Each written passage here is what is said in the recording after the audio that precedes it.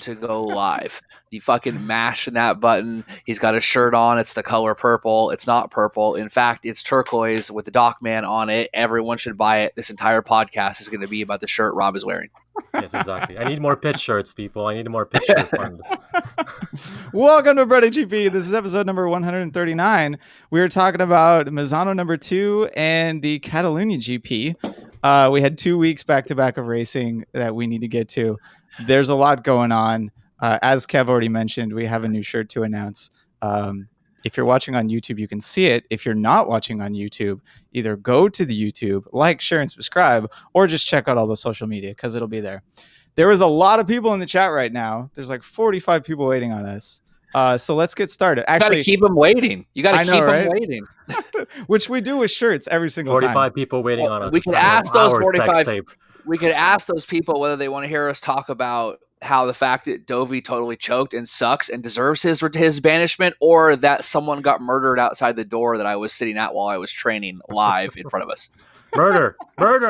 Wait, before we get to murder, and just a quick reminder, which we'll get to more later, this podcast and YouTube video is of course brought to you by your favorite California motorcycle accident injury lawyers, Writer's Law. So check them out. But we'll talk about more about that later. Murder, they may or may not be able to help you. I don't know. But if someone uses a car to attempt to murder you on your motorcycle, they have significant experience and they have the required skill set to potentially represent you in a court of law. Yes. Or they know somebody that can represent you in that criminal murder charge. Yes, exactly. Remember, fellas and ladies and everyone on all the sides of the spectrum, if it's a civil case, y'all only need a preponderance of evidence. And that's far lower threshold than beyond a reasonable doubt. So if you have a preponderance of evidence of attempted vehicular manslaughter, you want to bring a civil suit. I think we're way off of there. Like they're like, nah, man. Like just Kevin, get people back into us. Kevin, I'm gonna channel Ja Rule right now and say it's murder, bro. It's murder. Exactly. Come on. They're already asking about so many things that are on the video feed. Jen wants to know if I have a mustache, and yes, this is what happens if I don't shave for 2 whole weeks. Wow. Yeah, I last shaved when we recorded last, which I'm pretty sure was 2 weeks ago. Little known fact is Rob has 1 hair on his mustache for every year of his birth. So right now he's got like 32 hairs on that stash, and he's good to go. He is 34.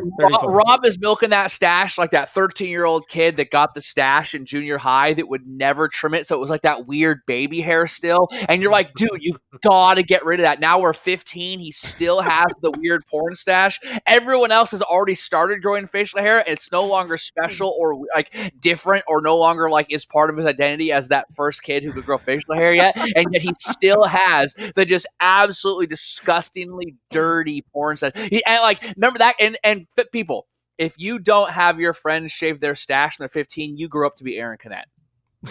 Actually, someone already said I have the Spanish GP rider stash. Yeah, exactly. So I'm totally cool with it. Mad compliment there. Right. They're already you're a new level of Cobra Kai, Kev. Oh yeah, absolutely. Strike hard, strike first, no mercy. I gotta start watching that show. A friend actually just recommended that to me today too. I haven't started the new one. I don't know if I can get into it, but we'll find out. New one? You mean new season? Well, I mean, there's 2 seasons, and the 3rd season is going to be coming out at some point. Right. I mean, yeah. I need to start watching it. Period. I haven't even watched the original season. So yeah. Thanks, Steve.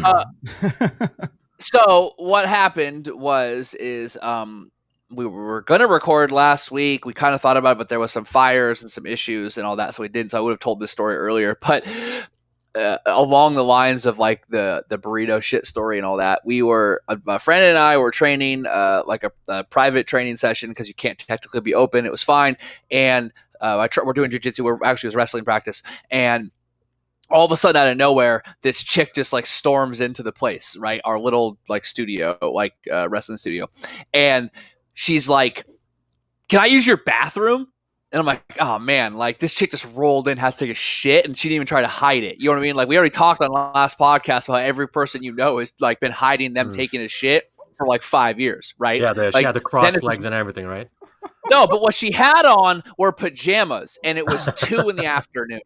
And the first thing my boy said is, no one who wears pajamas at 2 in the afternoon is a functioning member of society. And I just think about it like that's a whole look for like a whole certain demographic of chicks. That whole like pajamas in the afternoon is just a look. And you know what I'm talking about. Like it's like that's a sign. Like if she smokes, she pokes. The pajamas in the afternoon. She was carrying a PSL, a pumpkin spice latte, right? She was not that basic as of yet, and we will find out that this chick was anything but basic. In fact, this chick kept it as real as you can get.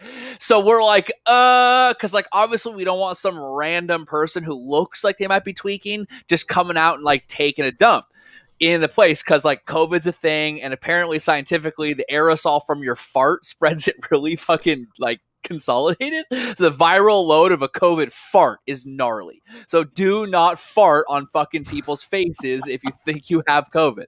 Like because that's what you need to stop you. If you're exhibiting fever, loss of taste or smell, or headaches, or shortness of breath and tightness of the chest, do not fart in people's mouths. So we're like, no. Right. So then she leaves, and we hear like some yelling and stuff, and we're like, yeah, but like we live in California, and like yelling, like homeless crazy people yelling in California is like ubiquitous as people marrying their sister in Portugal or being a dumb shit and living in Texas. Ooh, burn. Yeah, exactly. So we don't pay. We don't pay anything if we don't pay attention. And then we hear a little more yelling, and then a cop goes by, and my friend's like, "Oh, fucking cop! Someone called the cops!" Because this place, we're behind like a restaurant and like a little like nice downtown like Northern California shopping center. Right? People are. It's quite the snooty area, and so we hear some yelling, and the cop goes by. And we think nothing of it and like our doors are open, and like. A couple minutes later, we get up, we clean up, and I'm heading out, and I walk outside, and there is a giant pool of blood. A giant pool of blood, like 2 feet from the door. Like literally the radius of the door opening, it's on the other side of the door. It's just a mammoth pool of blood, and there's a fucking dirty pair of scissors in the middle of the blood pool. And I'm like, yo, boy, like, I think someone got murdered out here. And then Danny's like, haha, funny. I'm like, I'm not joking. There's a crime scene outside. Someone got murdered outside of the door right now. Like, something happened, and there was a straight violent incident.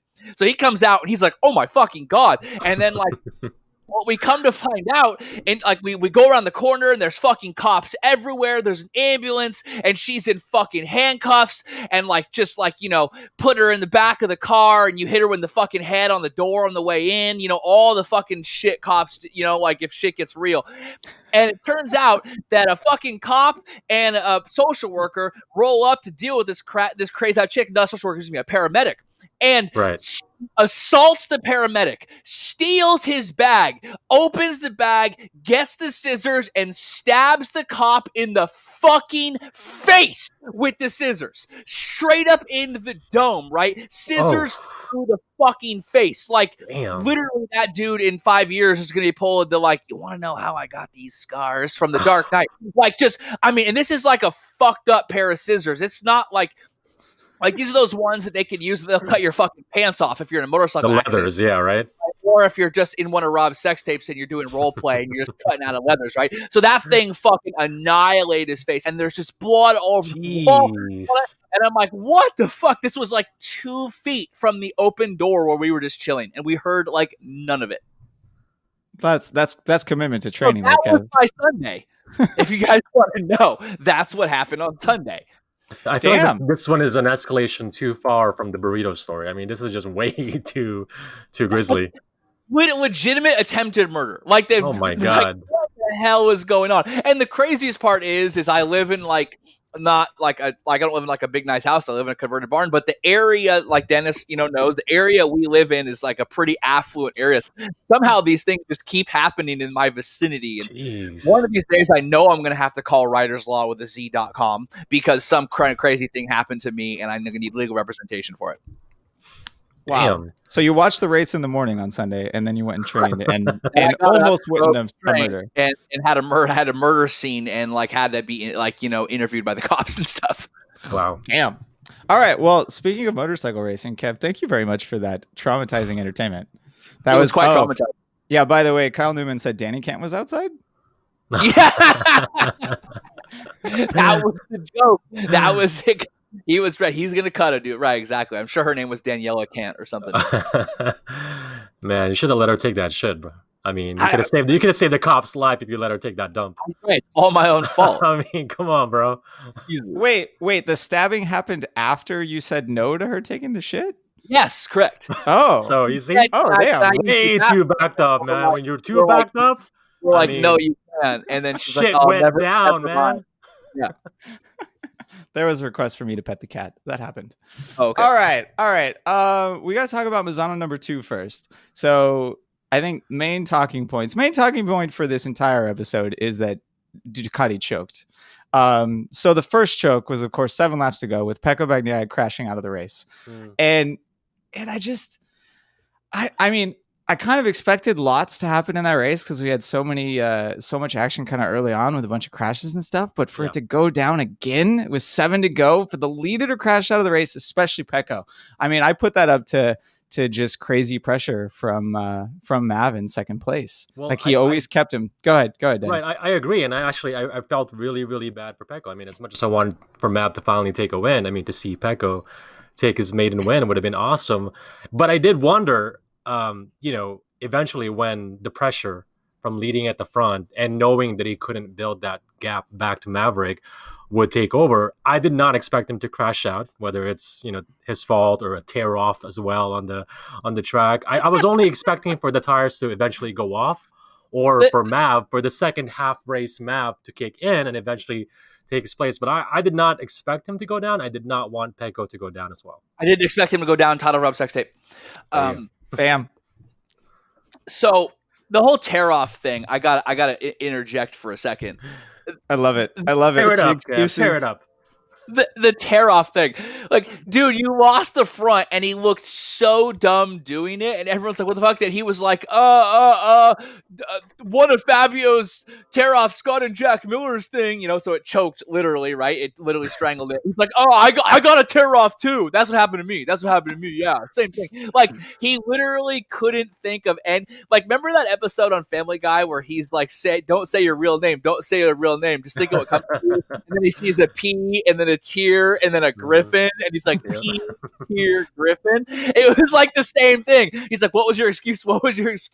Like, why'd you fall? And he just like looked around and saw the tear off that they've kept, which is funny, and was like, I slipped on a tear off. Right. Like, what the fuck? Like, even if it was true, which it wasn't, even if it was true, I love that that's just like, you can't say that.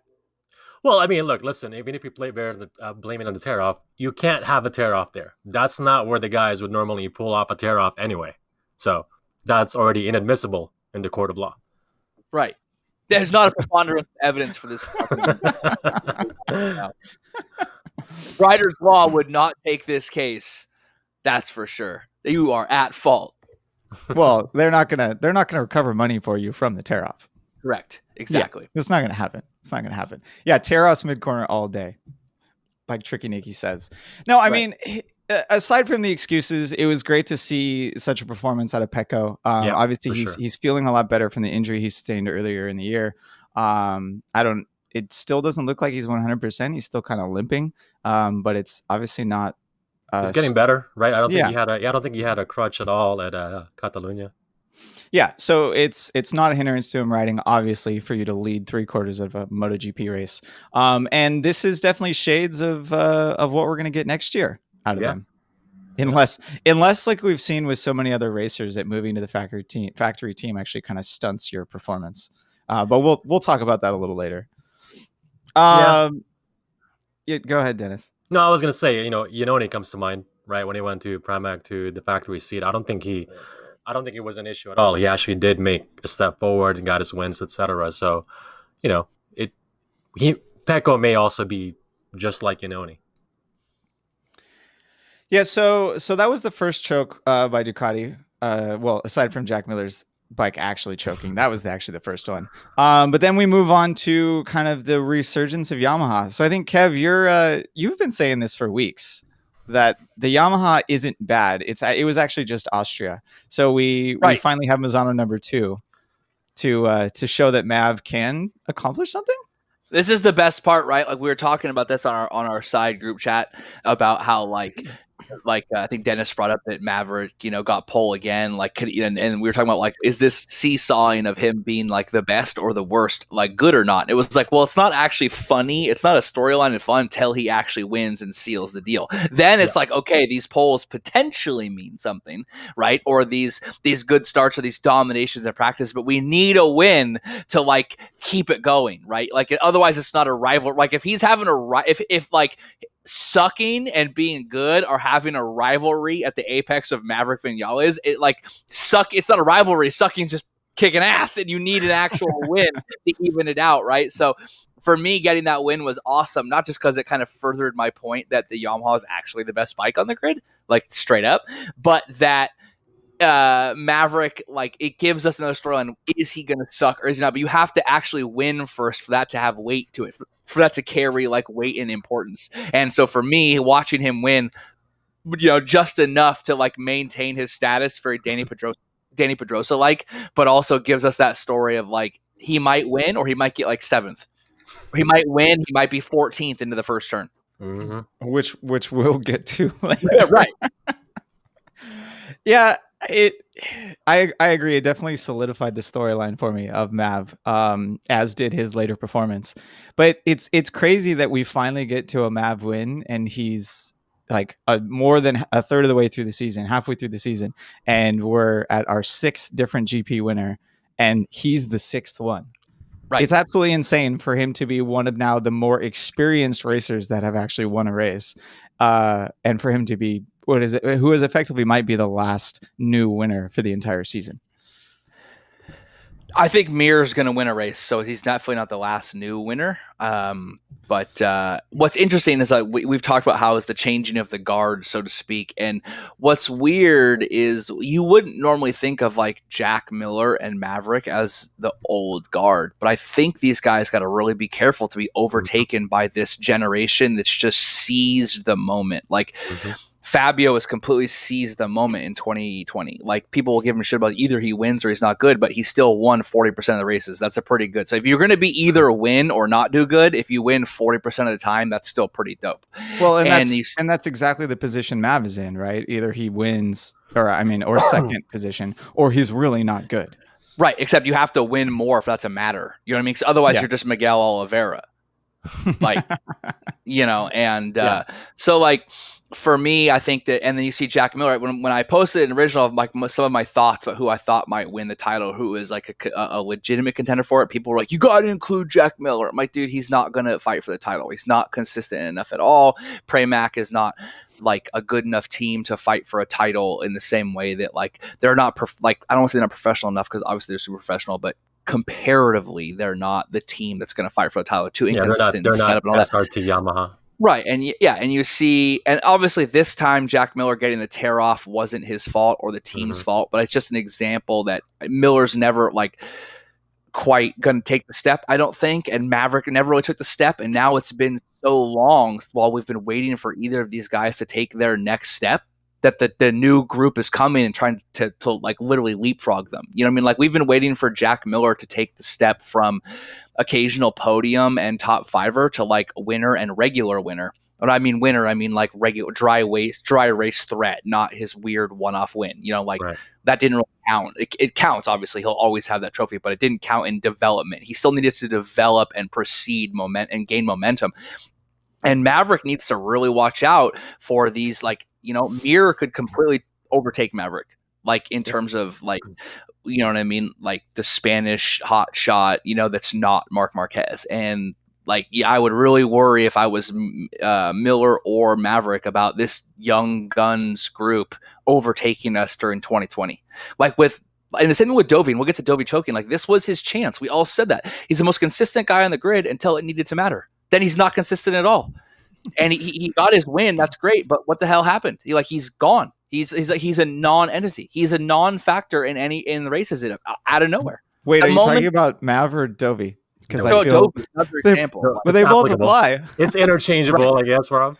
Yeah, so speaking of consistency, But the concept in the is the Ducatis, same, yeah. Yeah, the consistency in the Ducatis, Jack Miller is actually arguably the most consistent Ducati at this point, right? He's the only Ducati that seems to be getting along with the new Michelin rear tire at every single track. He can be fast in most of the sessions, whereas the other Ducatis kind of have to wait for Sunday.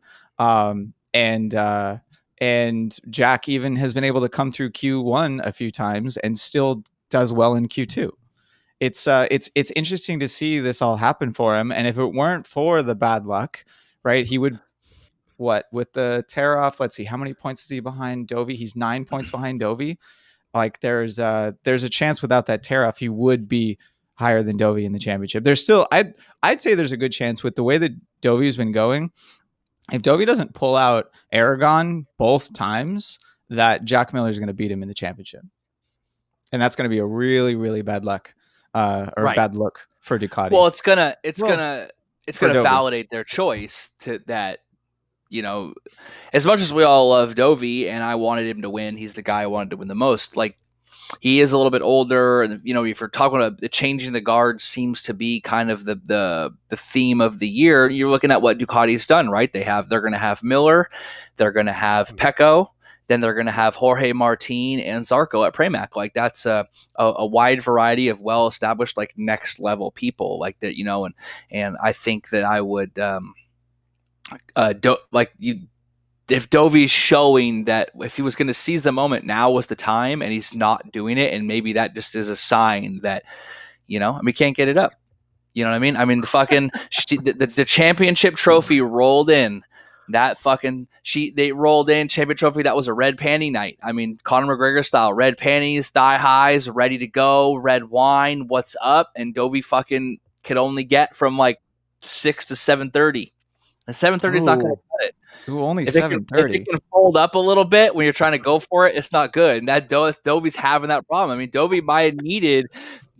Everyone joked that second pill was for Valentino on Misano 2 helmet, but I think those other two, Dovi needs to fucking pop a couple. And if title runs don't last more than 4 hours, call Fabio. Well, and that's the thing. Like, shit is still changing weekend to weekend in this championship. Like, we finally, we'll get more to Catalunya, but after Catalunya, we finally now have a separation of the championship. After Misano, things still kind of closed in a little bit. And this has been the first round where the championship has gotten further away for some of the racers. So usually the championship kind of starts to pare down from like 4 or 5 racers, and we eventually make it to 2 or 1 towards the end of the season. Like, somehow we had 12, 13 guys for the first 6 rounds or something this year. And now we're making it down to 5 or 6.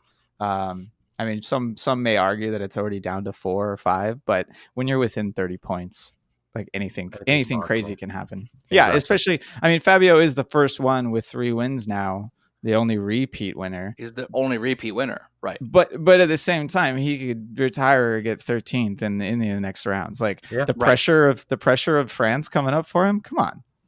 Like, then again, he already crashed twice on Misano, so maybe he got that out of his system already. I do think that's interesting, because I wanted to say he crashed at Misano, but then the second race he came back, and aside from the mistake where he says he didn't see the communication, that he went over the lap and he got it. So he would have gotten a podium, got the 4th, and then responded again with a win. So there was some pressure there. There was some pressure to perform, and he responded with the sort of idiot weekend that we saw with the multiple crash thing, like just the weekend of Breguet, that he responded by significantly improving his performance and getting what should have been a surefire podium, but he had track limits, and maybe there was a miscommunication. I don't know.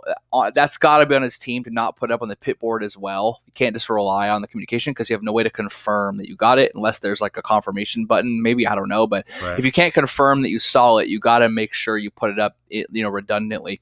But I mean, I don't think it would have mattered anyway. If he would, long lap time penalty at that track it seemed to be far longer than what we saw at Zarco at previous rounds. So he was losing. I'm more talking about the mistake of potentially missing that, and like missing the communication, like, or not responding or anything. But then he comes back and gets a win. So I don't think he's going to succumb to pressure as much as people are maybe expecting. Because he's the only one who's responded to the pressure enough to win multiple times. You know what I mean? And I think you've seen examples of him responding positively to mistakes and pressure. We saw it last year when he stalled the bike on the grid and still went out to get more podiums. He's made mistakes, but he's also shown his ability to address the mistakes and improve and not let them get him down. Well, and he got to a potential Yamaha track at Jerez and did the double there, and then he finally gets to another potential Yamaha track with Misano, has some mistakes, but then pulls out an almost podium at Misano number 2, right? So if you could make a case for him having more consistency than someone like Mav, definitely more than Rossi, now that Rossi's been out for the last 2 races, and Franco just isn't there yet either. So, I mean, part of that was contact with Aleix Espargaro in the beginning of the race.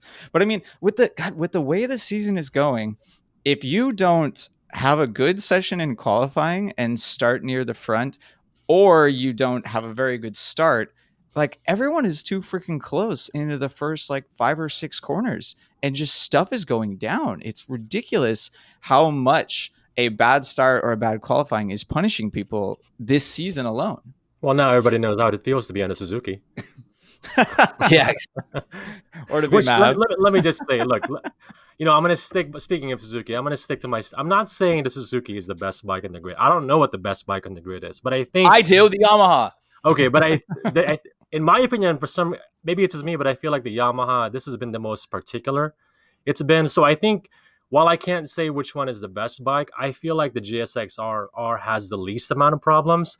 What's its problem? Qualifying. But guess what? Come Sunday, it almost negates that problem, with what they can do in the race day. It's almost like if they can qualify good, things would just be too easy for them. Whereas everybody else, their issues are a lot bigger than what Suzuki has. So, go ahead. I'd agree that's a good point, that the Suzuki seems to be the only bike that doesn't have a glaring problem. All the other bikes seem to have glaring problems. Yeah. Like as someone in the chat said, the Honda's hot trash. It doesn't have a glaring problem. It only has glaring problems. The Ducati has issues with turning still, and the Yamaha has issues with power. The Aprilia has all kinds of issues. It's not even worth getting into. But I think the thing about the Suzuki is that it doesn't have a glaring issue, but I disagree with what you said. It doesn't matter come Sunday, because here's why I've said this, is that the Yamaha has the Yamaha's biggest problem is its inability to fight with other riders, because it doesn't have good power and kind of requires unique high-speed lines. But if they can qualify in front and get ahead, it's not much of a problem. We've seen pretty much all their wins are dominating from the front, like Casey Stoner style wins. The problem with the Suzuki is if you don't have that one lap pace to get up to the front, you have to deal with the fact that you've got an onslaught of Ducatis with the best whole shot devices that are going to jump out in front of you, and they're really hard to pass. You see this, right? So so look at what Mir does. Mir comes on at the end and passes guys and gets podiums, but he's never in the fight for the win because he has to do too much work. What we don't know is if people always say, "Oh man, he's so calculated and smooth at the end, and he just picks people off." Well, is he picking them off, or is he picking off people that he couldn't pass so their tires burned out? I don't know. I'd love to see what the Suzuki could do if he got out in front with the Yamahas and they actually battled a little bit. I mean, right? we saw the Suzuki at Styria, right? Like Mir was actually, I wouldn't say it was. I was going to ask, like, do we even doubt that if the Suzuki was up front, like if we forget Styria, do we even doubt that if the Suzuki was up front that he can't do what an M1 can do, which is run away? But like Rob said, that was already exhibited prior to the red flag restart in Austria. Yeah, no, it's all conjecture, because you say all that. We do here, Kev. That's I know, right? But at the end of the day, if you statistically look at the Yamaha, it's got 3 of their riders have won.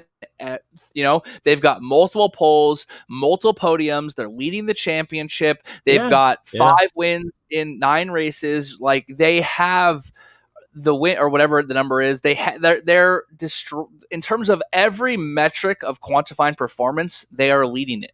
Maybe my perspective is too simplified, because I just think that if Suzuki's problem is Saturday, what matters anyway? Sunday, right? And look, I get it.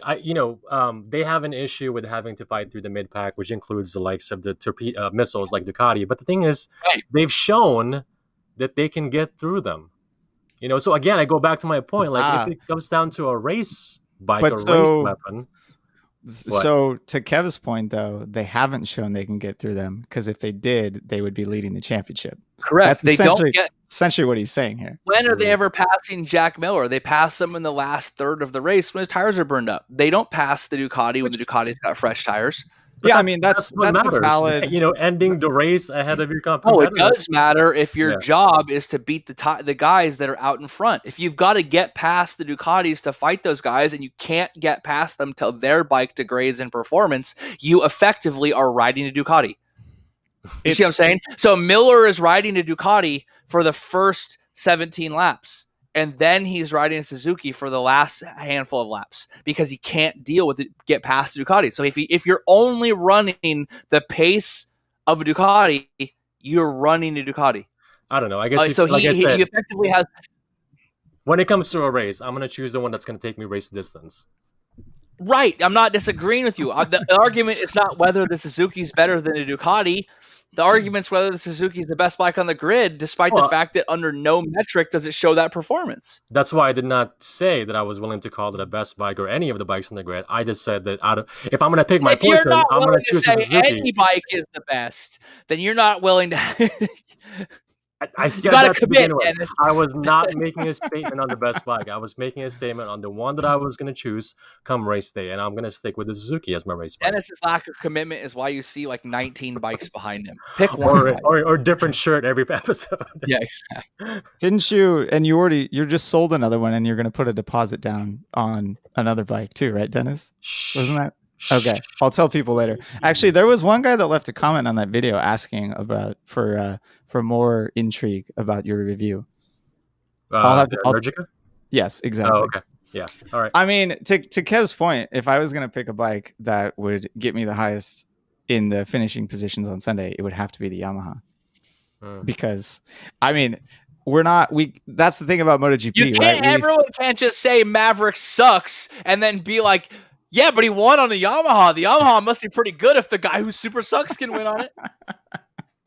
Yeah, that doesn't work so well. I mean, it's just we say all the time, MotoGP is a team sport. MotoGP is also an entire weekend, right? Everything you do on Friday affects Saturday. Everything you do on Saturday affects Sunday. It's cumulative.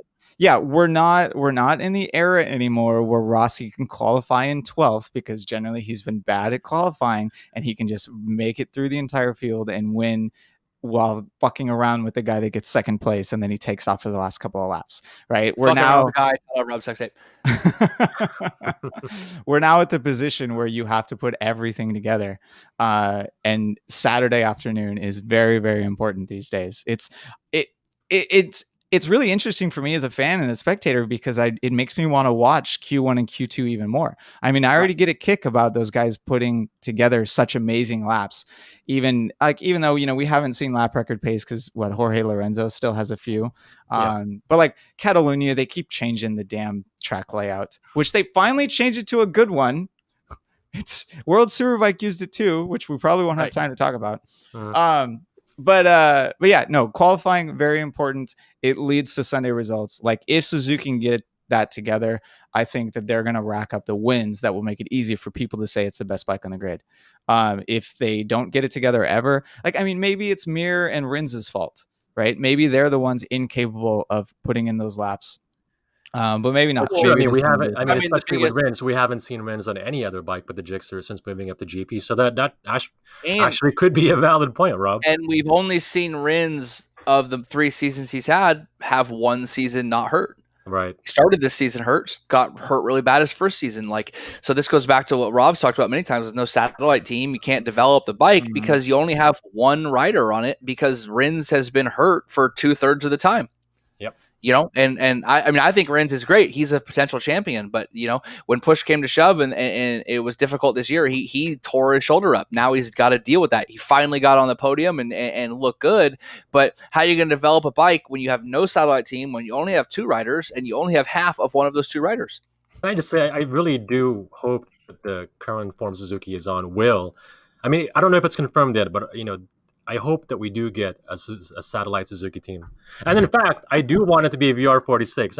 If Suzuki still has this stigma that we don't know if they're going to stay or not, right? I mean, but if they can get somebody like the VR46 to be a satellite team, I mean, they're not going to have to worry about sponsorship or money or even like, prestige. So that would be like, to me, my ideal dream is to see a VR46 a satellite Suzuki squad. No, Noah Nichols said Leopard Suzuki, and if that happened, we still wouldn't know if they were going to stick around because that That's money even is worse, laundered. exactly, yeah. Right.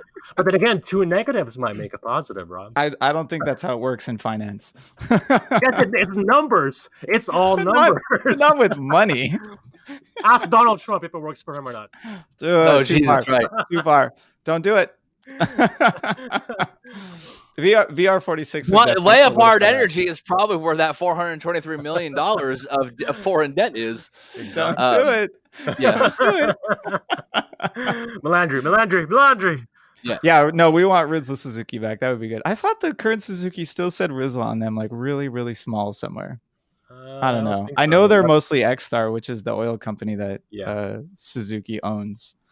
Either way. Yeah, if Suzuki had a satellite team, then they would kind of be insulated from the injury problems setting back development. Correct. Yes. They would be able to accomplish more development. But I mean, at this point, do we even know if Tech 3 KTM is going to be around next year, like with the money problems that they're supposedly having with Red Bull? Right. Imagine being the satellite team that gets the win and they still lose the Red Bull sponsorship. Oh, like, goddamn. That's nuts. Nationality, man, goes a long way. It's one of the things I just always talk about. Like, it just goes to show you how little of a sport this fucking actually is. They won a race, and they're gonna be potentially. They have no sponsor as of now. Like, it's so ridiculous. I think personally, it's no coincidence that they won a race. He marries his sister, and then they lose their fucking sponsor. That's just. It's not cool in Austria. Is that what you're saying? Yeah. A little too familiar for the Austrians. Right, exactly. That was a pun if I ever heard one. Boom. Yes, the fact that Suzuki is competitive with only one team is impressive. Absolutely true. And it just goes to show you how fucking you can do this. There's a fly. It won't leave me alone. You can do this with only one team. Put some actual effort into it. You'll fucking win a couple of championships. Could you imagine if they had a satellite team this whole time and they were building this up, and then Mark fucking gets hurt and they got all these good riders? It's like you'd be running away with it. Yamaha is the best bike, even though like 3/4 of their fucking team is just somehow they're winning races and getting podiums, yet they always seem to be struggling. Well, they're insulated by the numbers, right? Which is what Rob said. Correct. Yeah. Yamaha is Ducati. If one Ducati always won. Right, and exactly. Suzuki KTM is Suzuki if Suzuki had a satellite team. Like they just I got it, Rob. Too deep. I got it. No, I got it. All right. Yeah, so deep.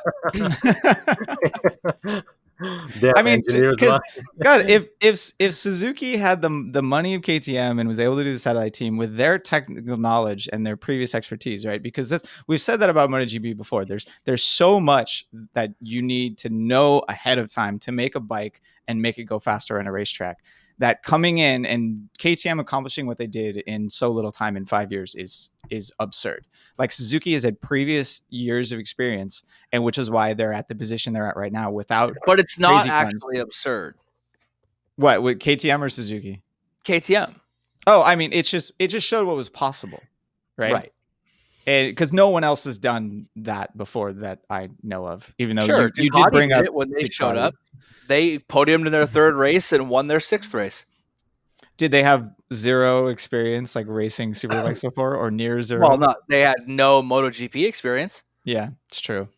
I mean, back then superbikes and GP bikes were, I'd say, a little. They showed up in 2003, where famously Yamaha didn't win a race, and that's why Rossi's story was so famous, was that because they didn't win a single race, and then he won the championship with them. But they showed up in a year which Yamaha, who'd been doing it the whole time, didn't win a race, and they won their sixth race. Yeah, different times for sure. Different times. I mean, it's obviously amazing what they did. What I do like about them is they farmed their own people, system, Ducati won the race by getting a proven race winner when they started, right? So Caparossi started on that bike. He was already a proven race winner, but KTM did it with their guys, right? Like they did it their way. They said, we're not going to get Mark, because if Mark wins, it's just Mark winning. It's not KTM winning. They really proved in 2020 that the KTM can win because they had a rookie win, and then they had a second year, a sophomore rider win, a satellite team, a factory team, and guys that they raised and developed. We've talked about this tons of times, so it's kind of redundant, but I think Suzuki is underperforming, honestly, for where they're at right now. They're underperforming. With the injuries and stuff. Yeah, I'd say that Rins is vastly underperforming. I think Mir is overperforming. I did not expect this out of him for this year. Yeah, I was going to say, as far as the season of his inconsistency, I didn't think that Mir was going to be the poster boy of consistency at this part of the season already. I mean, we didn't think the whole grid was going to be this level of consistency. But did you think it was going to be Mir who was going to be the one who's scoring the most points? This is an interesting thing because we all talk about consistency, but we're just making these arbitrary metrics of what means consistency. We all forget he has BrotoGP way. He has 2 DNFs. Why is Mir getting 3 podiums straight more consistent than Fabio getting 3 wins?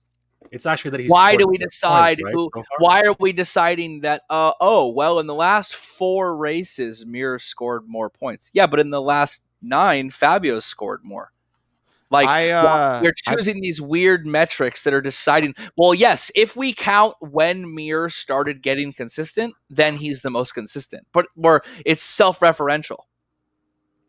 I mean, the points total helps out the position because he's in second just behind him.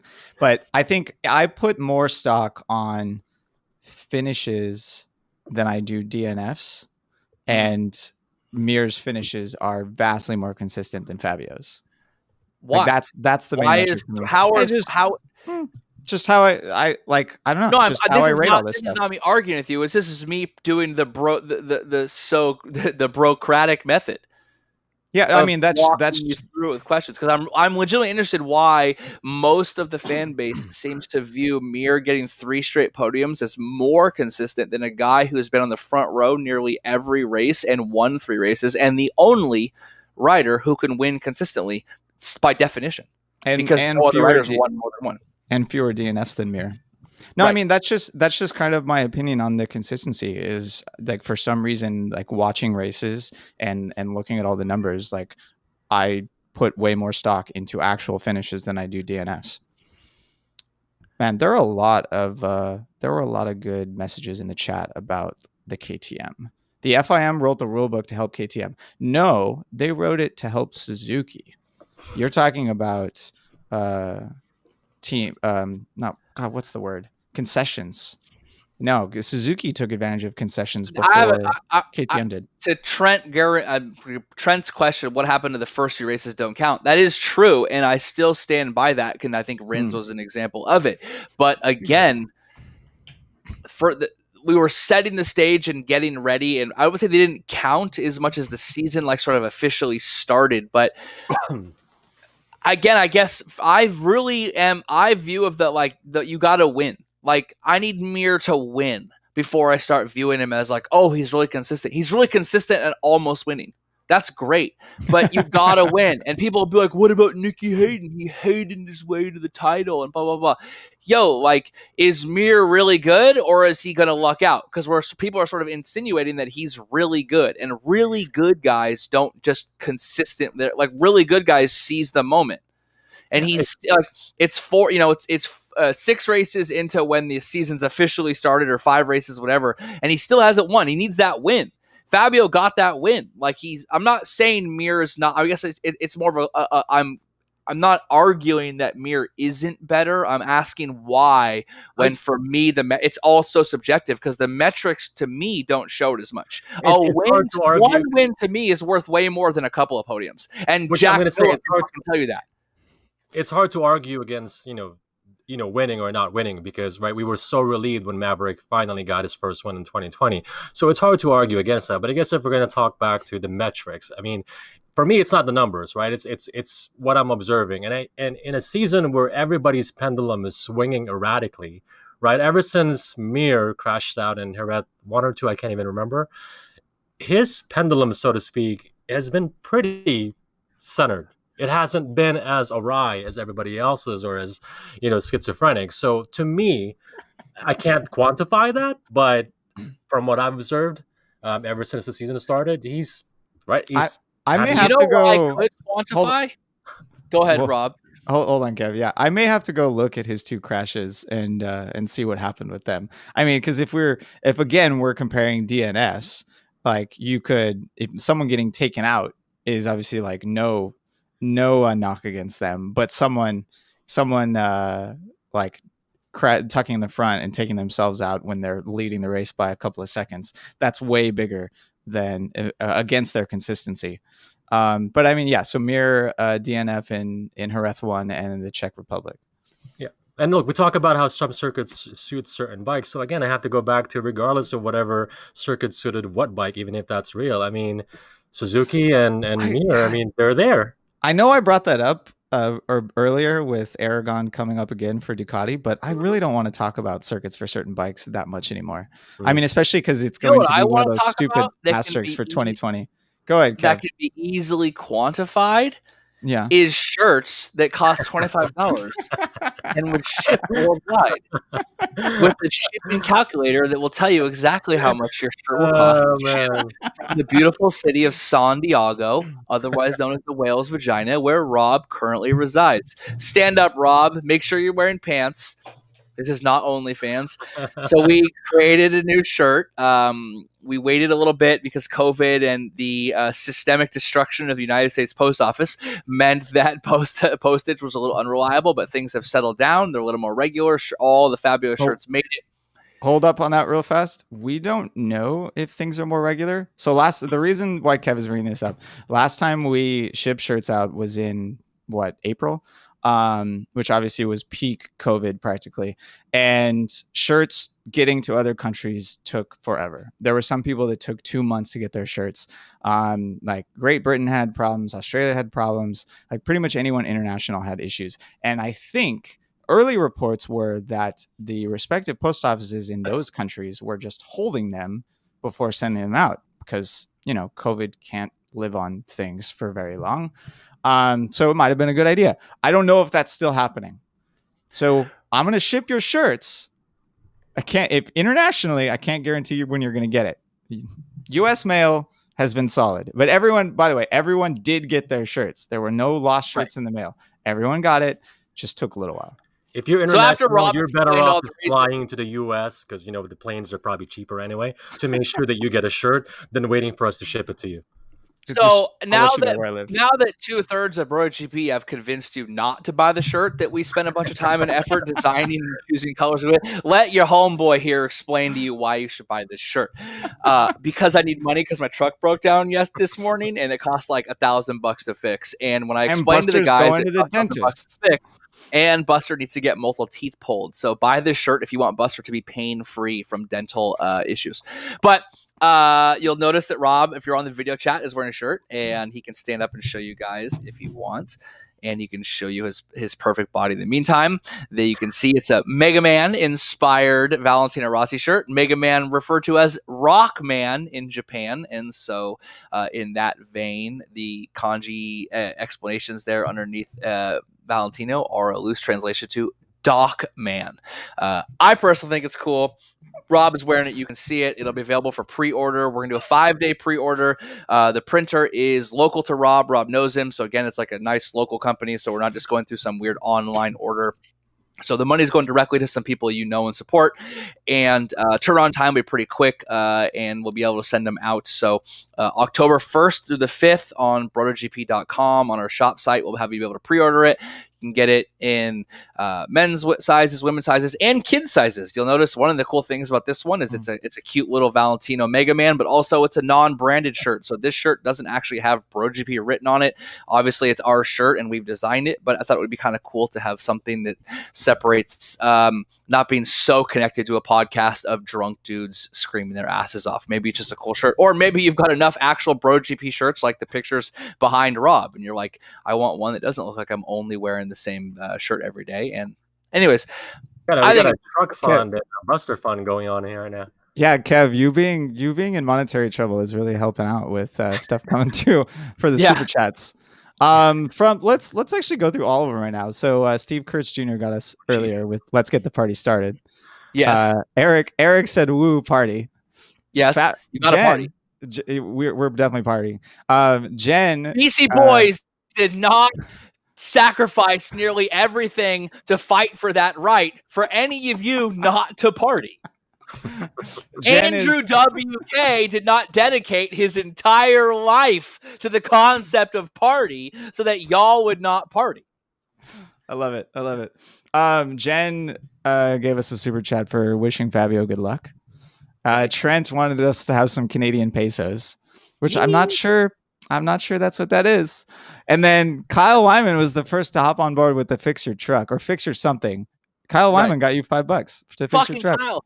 You guys, like, seriously, my truck broke down. It was kind of expensive. And get this. So I text the group chat and I'm like, fuck, this thing's like $1,000. And Dennis and Ev, like the true fucking men that they are, literally like, well, did you call someone else? You're going to get it on eBay? Get a refurbished part. They're fully mansplaining to me what I should do.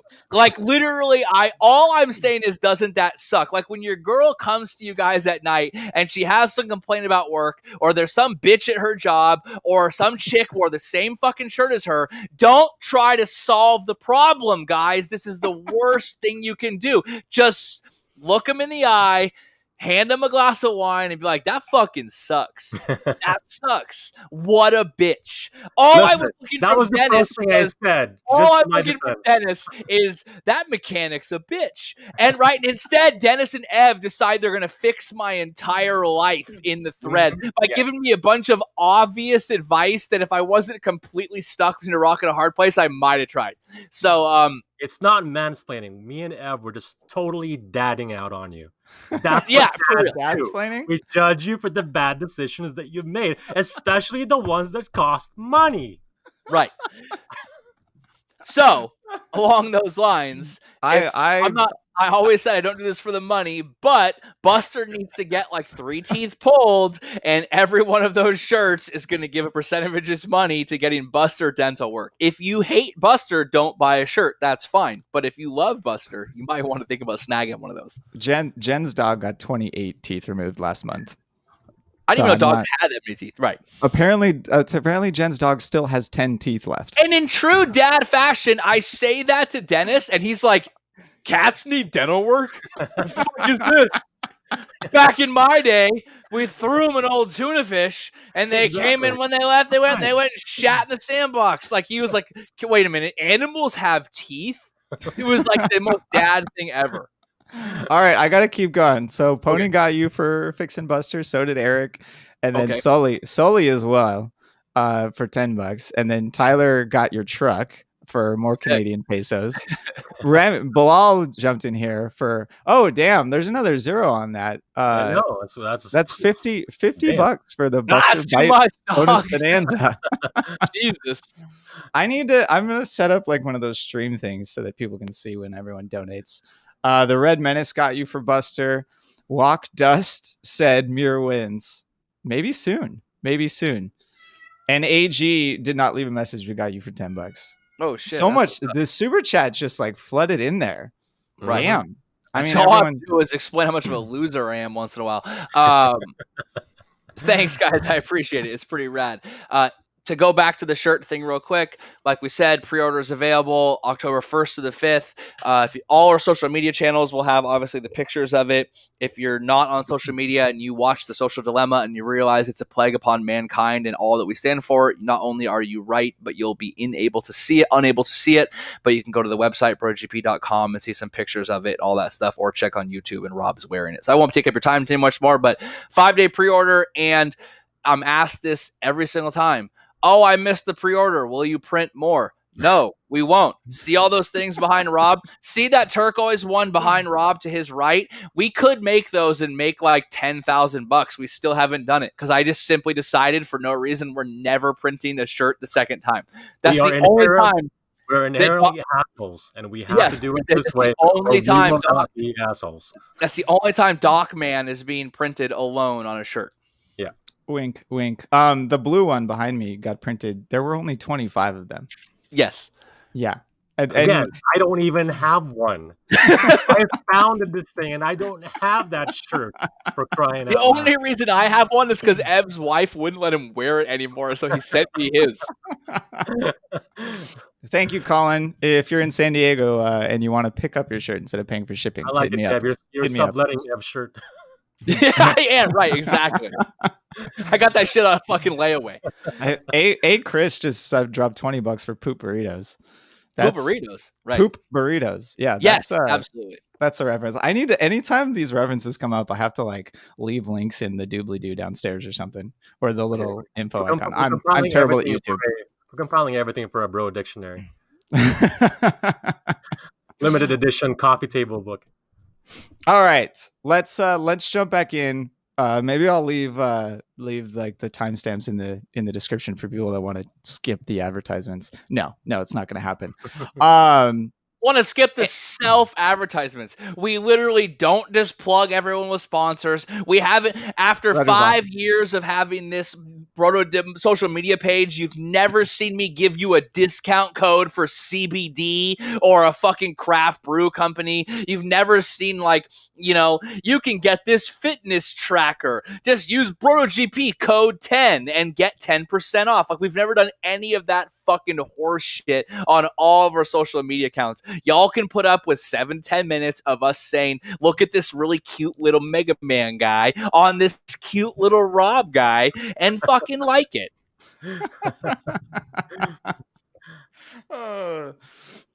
Also, kids' shirts, if they're really small, will fit your dog. For the love of God, please, if you have a dog and you stick this on it, I will post it everywhere. Yeah, youth shirts, women's shirts, unisex shirts. I put the size chart and all that stuff on the website. Please, you got it. You can handle it. All the information is there.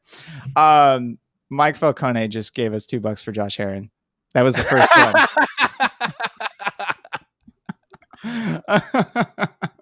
We don't have a Patreon, Kyle. I think he needs that $2 more than I do. Oh, come on. Sully wants a discount code for a 10-pound mace. I mean, those are called sledgehammers, but yeah, I kind of need one of those too. No, I know, but you can go to Home Depot and get a 10-pound sledgehammer. No, that's not long enough. Oh, it's not? Really? And the handle is too heavy. So I started with a sledgehammer because the beginning of COVID was like, I didn't want to spend any money until I figured out like what was going on. But if you can get an actual mace, and what we're talking about here is a super tangent, but a mace bell or a gada, they call it in India, which is like basically a heavy weight on the end of a pole, and you swing it in different ways, and it's an interesting multiplanar activity, covers all three planes of movement simultaneously. A sledgehammer is good to learn the idea behind it, but it's not long enough to give you the actual swing and momentum and physical mass that you need. A 15-pound mace is better to start with.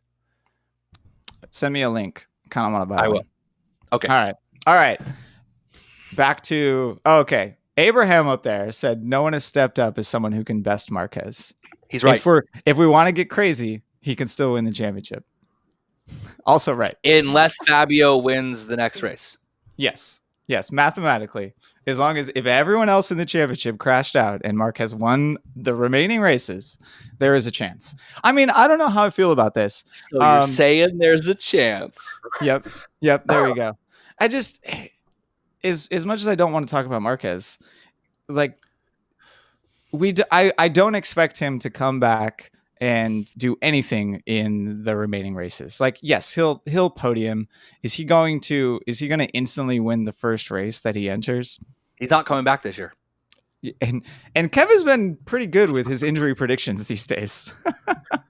There's nothing to gain by it. Literally nothing. Everything to lose, as we saw at Jerez too, and nothing to gain. There's nothing to gain by him coming back. Repsol's already conceded. Like, him coming back is not going to suddenly recoup Repsol's sponsorship investment and all of that stuff. There's nothing to gain. He's having some sort of non-specific medical examination tomorrow, which has come out, although it has nothing to do with him returning to ride. Well, for him, but make Repsol great again? Exactly. Right. Yeah. He's not coming back this season. It's not happening.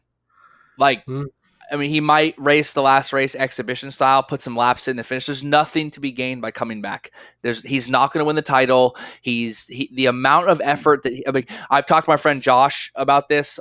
Big shout out to Josh, Physio Josh out there, out in Australia. There's the evidence of atrophy on his arm, how skinny his arm is looking, that like the braces he's wearing show the fact that his trap has completely lost any slope whatsoever. Like, Marquez was always very fit, very athletic. He wasn't like the Casey Stoner Valentino style body where it was just like drawn out and gaunt, right? Marquez was very athletic. One of the few guys on that grid that were like truly athletic. I mean, Pole's recent picture is essentially what Marquez was. Right. But he has a appreciable muscle loss. And we can kind of look at Rins right now, where even in his injury, right, as short term as it is compared to Mark, he also suffered atrophy on his right arm. It was like we said from it. I've mentioned this on the podcast, on the Army private group, and on all of our social media channels, that when you get a humeral fracture and you get surgery, I've had this. I've got a couple of doctor friends. I got links to behind paywall medical journals. Again, I'm not a doctor, so nothing I say here is even close professional. I'm just regurgitating commonalities across multiple medical journals that I've read, some behind paywalls, and then discussing it with some friends of mine that are physiotherapists. So the number one thing you worry about with post-humeral fracture that's surgically repaired is not the humerus, it's not the arm or the surgery, it's atrophy in the elbow and the shoulder, with the shoulder atrophy being the biggest worry, which is why I said earlier that when people were complaining that he was showing videos of him working out, I said, no. All the evidence is showing that you can basically start some aspect of physiotherapy 24 hours after surgery. We all know that, like, nowadays, like, you got to keep moving, being static is work, but his atrophy that he has is showing to a larger issue because his shoulder is already significantly suspect. So if your shoulder already has injury issues, already suffers from potential atrophy, already is suspect and not quite strong, your ability to come back from atrophy is even worse. Coming back this year is not going to happen because that's gambling his entire career, which is when Josh talked about like looking at the slope and the shape of his arm and all that, his thought process was that's 6 to 8 months of recovery to rebuild that muscle mass, assuming he doesn't listen to our episode about PEDs and why you should use them. I absolutely agree with your assessment there, and I think I even have some personal experience on that. You can't risk, resetting all the progress that you've done in your recovery. You make one mistake, it's not just going back to baseline zero, it's actually worse. So at this point for him, it's not worth the risk. Well, what both of you are implying by saying this is that he has learned from his previous mistake, right? I mean, early on, of course, after the second injury happened and he needed to withdraw entirely, he said, we'll come back at the end of the year just for training. And a lot of racers do that, right? They want to come back as soon as possible just to not lose that edge. Right. And for him to actually not follow through with the standard mentality of professional motorcycle racer means that he is not going to do essentially what he did at the second round of the year.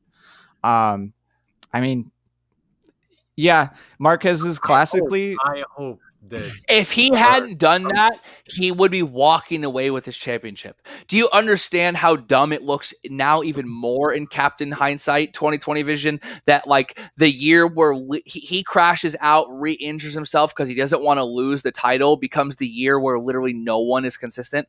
Where the most consistent person we're talking about, the most consistent person on the whole grid, hasn't even won a race. Mm-hmm. Yeah. He would win. If he had not come back at Jerez 2 and he had waited and skipped a couple rounds, then came back at high fitness, he'd have been great. Mm-hmm. He'd probably be leading the championship by the end of the year and win it. It's Yeah. unbelievable what happened with that. But there's no way he's coming back. It's not worth the gamble. It's better to come back and be able to win straight away than claw back the ability to win. And psychologically, don't come back when these guys are riding high. Let them win their race. Let them win their championship. Let everyone talk about what a crazy year that was. And the only reason you won is because you Nicky Hayden, your way to the top with some consistency. Let everyone consistently talk about how whoever is the champ is only the champ because they barely won any races and there was no Marquez. And keep all those little fucking seeds of doubt growing and percolating and ready to sprout at the beginning of the season and come back in full fitness. For Marquez, everything is psychological tactics against them now. And the best psychological tactic he could wait is not to race this year and to just let little seeds of doubt plant in by their own doing, by the fact that no one can be consistent, that no one can get consistent podiums. How many guys have more than 2 podiums? 2. Yeah, I mean, and it is the worst case scenario for him to come back towards the end of the year, right? Where the racers aren't going to be exhausted from 3 flyaways in a row because they're going to be in Europe the entire time, right? They're going to go to Valencia fresh, and then the final round is a track that no one knows. So if he comes back at Valencia, everyone else is going to do great, and he's going to be injured, recovering, all that good stuff, and then go to a track that he doesn't know, where generally he's going to crash during practice because he's pushing too hard on a track that he doesn't know. That's just, it is a recipe for disaster. And it's already it's already proven that there's a value with him not racing or singing out the season. Look, he's been out of the grid, and yet there's still talk that he's the alpha male. He's missing, right? Brad Binder pretty much not discredited, but kind of, mentioned that his win really would have been worth much more had he been racing with Mark. So even if he's not racing, like, his authority is still there. Let the specter of him hang over the season. Yeah. Like, if you're, what's that? I'm too drunk now to remember the exact quote, but better to be thought a fool than open your mouth and prove it. Like, let everyone think you're the fucking the alpha male instead of coming back injured and prove that you're not. Let Dennis, everyone oddly quiet. Can you hear me fine now? Yeah, you got quiet like 10 minutes ago. We can hear you, but you're a little quieter than you used to be. Yeah, Kev, it's just, I don't know. I hate asterisks on things. Like the person that shows up and completes the season, like, is to finish first you must finish, right? Obviously, Marc Marquez did not succeed in either of those two things for this season. So I'm never going to put an asterisk on this season. I don't have him hanging over this. It's not even going to enter my thought, but I definitely see like the writing on the Wikipedia page or all that people talk about for the next 2-3 years is how, Mark would have won that season if he didn't crash out early in the championship. Like that's just the presence that he has for being so dominant over the past bunch of years. And yeah, I don't know. I don't even really want to go there anymore. We're just kind of like why we didn't think it was a good idea to begin with for him to come back. We kind of knew I think in his absence, right? This is pretty much what's going to happen. Yeah. And I agree that there's no asterisk on the season to go with Gonzo 221, which sounds definitely like his Pornhub handle. Yeah, I mean, mind you, because me saying that Marquez not being there is missing an alpha. It does not mean there's an asterisk to the season. We're just calling it what it is. He's not there because he crashed out with a dumb mistake, but also he made a dumb mistake to try to return too early and re-injure himself. That's wholly on him. Like, you even could have said, he got hurt, he missed a couple of races, he's got to claw his way back. But no, the second injury, or I should say the second surgery, is wholly on him and his total lack of context.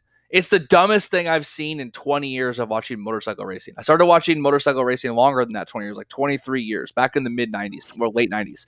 It's the stupidest thing I've seen by like weight of what it meant, like what it did, who did. I mean, Anthony Gobert obviously did a lot of really stupid things that were also totally awesome. But Rob's cat is just yelling in the background. But it's not the cat. Oh, hey, what's up? Oh, hello. There's the first lady of BGP. Two of Rob's fine felines behind him. Exactly. Rob's better half has entered the chat. Mm-hmm. Has entered the room. Yeah. She said bye. Moises also left you $10 for cat dental surgery. Yes. Sweet. Yep. Yeah. Man, it's just I wonder what he went through in his position, right? That's what I always think about. Like, we do have the hindsight. We obviously had a different opinion about all the risks and stuff for the injury at the time. I don't know. I can't imagine. I mean, I've tried. I broke my forearm at one point, and I tried to like hold on to things the next couple of days, and also got it plated, kind of like he has his humerus plated. Like, I still don't understand how he was able to ride a motorcycle around the racetrack, let alone be, a couple of seconds off the pole time. That's absolutely absurd. So I can't fathom even going back with those injuries. I don't know. It's whatever. Let's move on. I think we only have one topic left. Oh my really. God, Abraham hates Buster. This is for your truck only, not Buster. It's not a Ford, dog. Mopar for life. Yeah, send that $5 to me because I got a Ford. No, I don't think he's saying. I think he meant if not, this is for Buster. If you don't have a Ford, then it's for Buster. Okay, yeah, no, I definitely don't have a Ford. It's a straight up dodge. Yeah, Robert Shamrock says Marquez will take professional advice and move forward. Yeah, and again, Mr. Pornhub handles, right, athletes are like racehorses. They'll literally run themselves to death if you let them. But this is absolutely true. And this is what I use. I know we're kind of beating a dead horse, which is a funny pun. Talking about racehorses, this is not on Marquez, in my opinion. Of course he wanted to race. He's a world champion. Mm-hmm. He's one of the greatest ever, chasing the culmination of being the greatest ever. I've mentioned multiple times how awesome it is to be the first person in your country to do something, right? Fabio was the first guy to get a win in 30 years, 20 years, right? Miguel Oliveira is the first guy from his country ever to win. Hafiz is the first guy from Malaysia to be on the grid. Oh, that's amazing. Imagine being the best in the history of the world at something. That's fucking crazy. Of course he's going to make irrational decisions chasing that unbelievable dream. The fact that he could even potentially reach the dream is inherently irrational. It's not Marquez's fault whatsoever. I've talked a lot of shit about him, but his desire to race is absolutely, in his mind, totally rational. Because just like Ricky Bobby, I'm the best there is, plain and simple. Like, he absolutely has to believe he can win a race with a broken humerus that's been apparently terribly plated, because everything about his life shouldn't be real, and yet it is, right? That he lives an inherently irrational life. Otherwise, he's on fire. Like, if he doesn't believe that, he's on fire. Right. Yeah, exactly. The moment that doubt creeps into his mind, he loses everything, right? He's no longer who he is as a person. It was on everyone else to not let him race and see the forest and the trees. That's why you have managers. That's supposed to be the reason why you have family as like your manager or your advisors, right? That's why you have an Uchiho, right? Someone that was my boy before I was famous, before I was rich, before I was surrounded by yes men. You're supposed to use family to be your foundation to the real world, your stability, the people who have your interests as a human being at heart first, because they loved you and cared about you and shared, blood, sweat, and tears with you before you ever became this rock star. And yet it's your roots that keep you from falling over, no matter how high you get. Fucking Dennis dropping the dad wisdom. It's your roots. I'm gonna drop my microphone. Don't do it. Jesus Christ. And here I thought I was the weirdly philosophical one on the podcast. No, I just say it in less words. Shut up. All right. I'm moving on. Actually talking about MotoGP again instead of the guy that's not going to race this season, right? Which I think we're agreeing on now. So we already covered we met our mark quota already for the rest of the season. Yeah, that's it. It's not happening again for the entire, unless he actually does come back race, then he gets 5 more minutes. So we need to round out the Ducati choke, and then we got to get to their rider swap. So obviously, God, anything Rob wants to get to, it's chokes and swaps. Chokes and swaps. That's the kind of clubs that Rob he likes tag teaming. He likes it. Yeah, we spent so little time talking about Catalunya. But either way, the very beginning of Catalunya, what's the run, the play-by-play here? Danilo Petrucci tucked the front a little bit. That forced Johan Zarco, who is right behind him, to check up. In doing so, Zarco tucked the front and slid into Dovizioso, who was slightly on his right. This is in turn 2. I mean, I know it's hindsight, but it kind of seemed like it was a noob mistake from Zarco, like stabbing the front brake. Like, why not just stand it up and run off instead of stabbing the brakes? But it's always he didn't always stab. And yes, it's always Zarco doing something. There's a reason why Zarco was on Twitter today with his hair swooped down and his tight-fitting shirt showing those toned arms, repping the fucking acoustic guitar, singing that song in French. If you haven't seen that by now, you got to get on our fucking our Twitter and see that shit. They're going to Le Mans. You will be pregnant after this. I don't care if you have ovaries or not. You will be fucking Arnold Schwarzenegger in Junior circa 1993, and you will fucking give birth. With Danny DeVito, right? Yeah, exactly. I love that movie. That was twins. Oh, that was twins because they were both pregnant.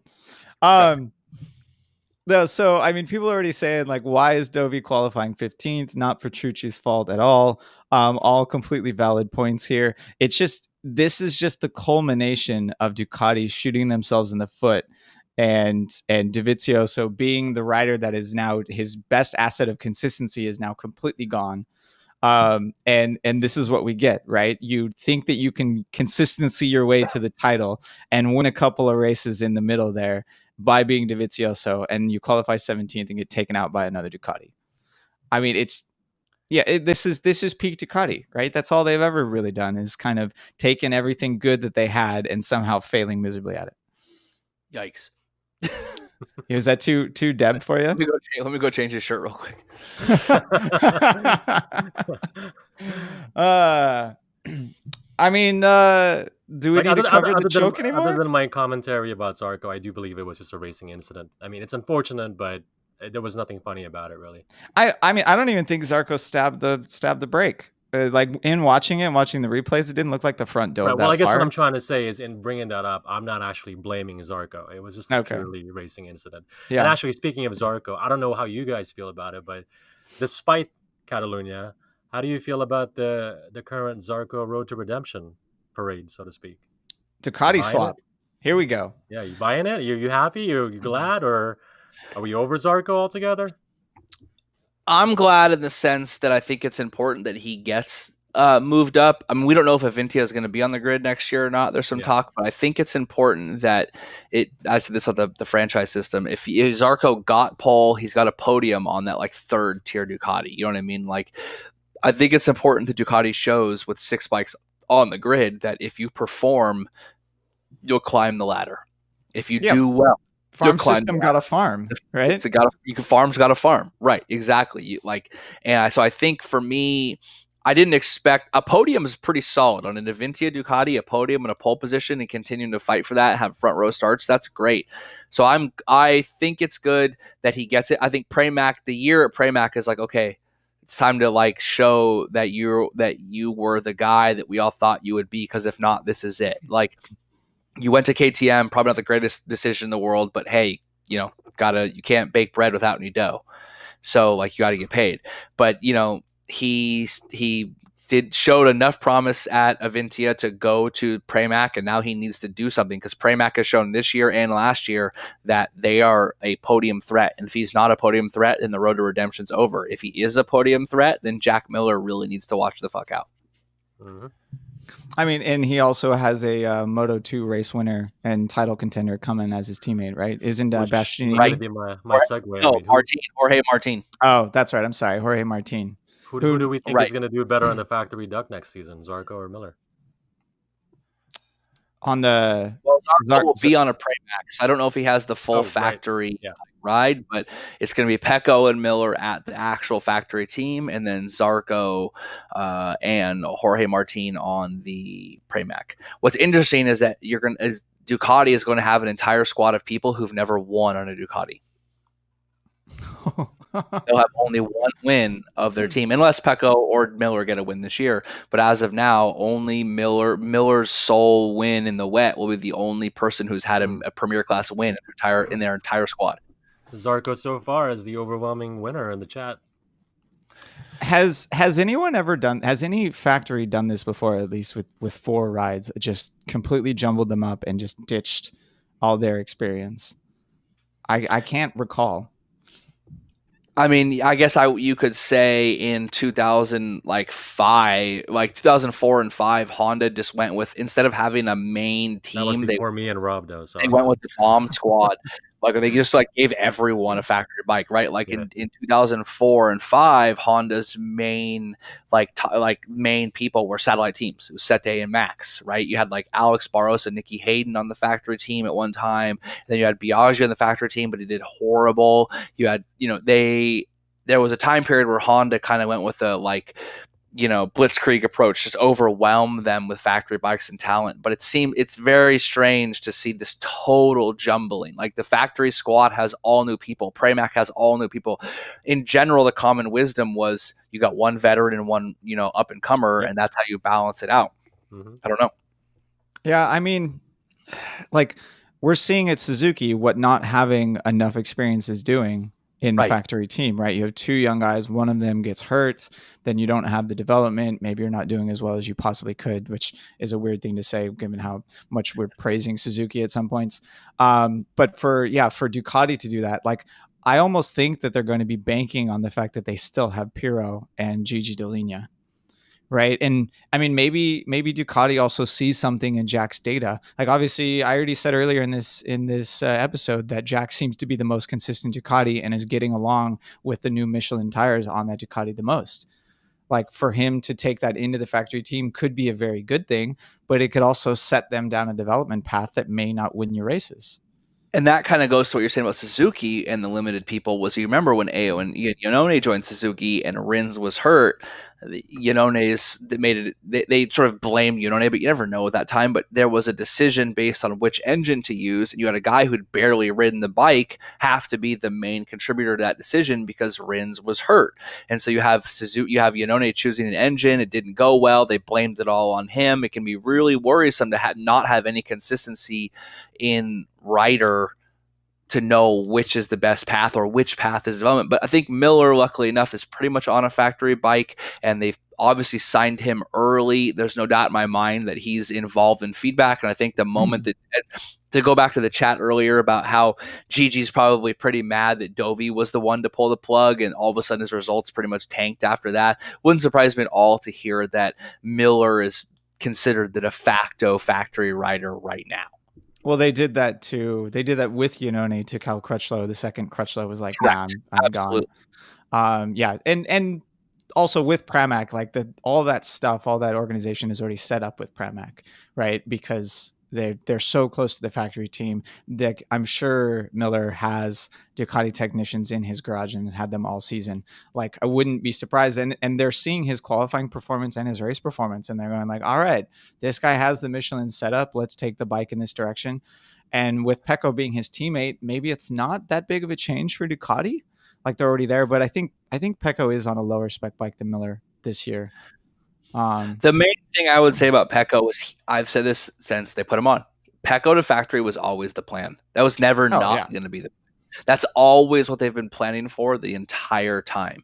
So there is a little bit of consistency in the fact that Miller has been sort of their de facto number one rider, and Pecco has always been who they've been looking to help be their future. So they have that going for them. But it's going to be interesting because it's like the lineal champion in boxing, right? Like if you don't defend it, you lose it. Someone else comes in. Like they have there's no linear line of development right now. Like as of 2020, Ducati is just like hitting an X and starting on a new integer line. And I guess it depends on how early choices are going to be super important.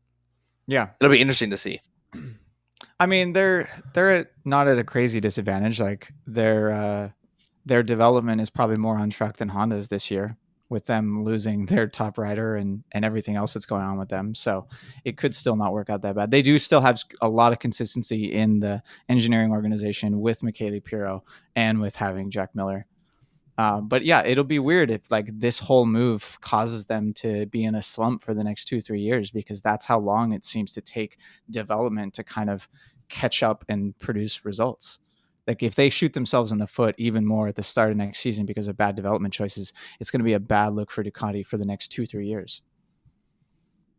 And that happened with Honda, and weird enough, they ended up winning the championship, but that happened in 2006. They basically they didn't think Nicky could win. Danny was a rookie. The 800cc rule was already in place. We found out that there was all that like, no, 06. Yeah, it was in 06. Remember, Nicky rode what they called the Bruno bike, which is the weird like prototype, and there was like all this controversy that it wasn't even actually a 990, that they basically had him using an 800cc. It had that weird clutch that was overheating, and it turned out that one of the test riders was in very true Japanese form, not wanting to contradict his bosses, Japanese corporate form, I mean, didn't want to contradict his bosses, so he didn't say that the clutch lost, feel after parts of the race. But what I mean about the shooting themselves in the foot was in 2006, they sort of viewed it as a rebuilding year, poorly developed because of it. And even though they won the championship, they put themselves on the worst possible chance for, you saw how poorly they did for 800cc because they they miscalculated winning a championship versus giving up and developing and all that. I hope that Ducati doesn't accidentally do that.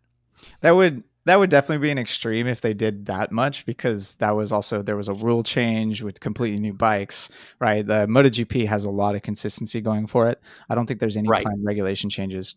They're just going to change the yellow flag and red flag and all the other rules more. Qualifying. That's the only thing that's going to change now. Yeah, qualifying will get changed again. It'll be good. People are asking about, can Jack be a good development rider? Yes, because development rider doesn't mean what you think it means. Like, riders are not engineers. They don't tell the factory, like, make me a stiffer swing arm. They give the factory feedback. The factory engineers decide, oh, we should solve that with a stiffer swing arm, and then they make it, and then the rider tests it. Like, all Jack needs to do is turn consistent laps and provide consistent feedback. And it's no joke that it's no coincidence that everyone that's referred to as a good developmental rider also had really good crew chiefs.